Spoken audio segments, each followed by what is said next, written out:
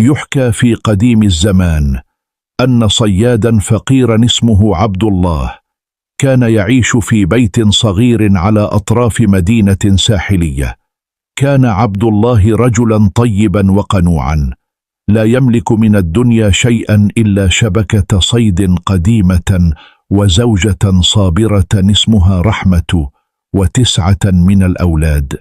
كان حالهم صعبا، ففي كثير من الأيام كان عبد الله يخرج للبحر ويعود بلا سمكة واحدة.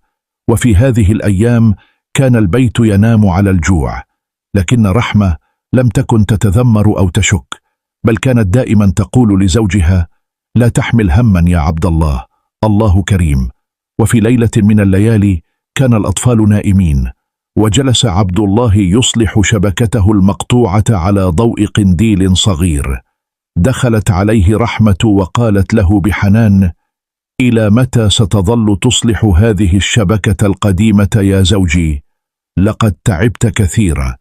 نظر إليها عبد الله وابتسم وقال لها: هذه الشبكة هي باب رزقنا الذي أرسله الله لنا، وكلما أصلحتها شعرت أني أفتح هذا الباب من جديد.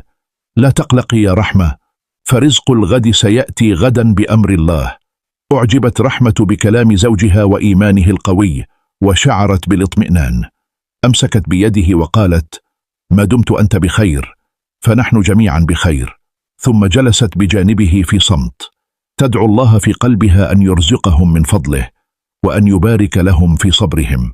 وفي صباح اليوم التالي وقبل أن تشرق الشمس استيقظ عبد الله على صوت زوجته رحمة وهي تتألم.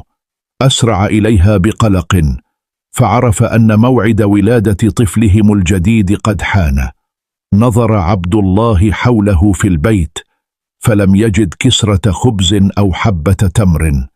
كان هذا أصعب يوم يمر عليهم، وهو نفس اليوم الذي اختار المولود العاشر أن يأتي فيه إلى الدنيا.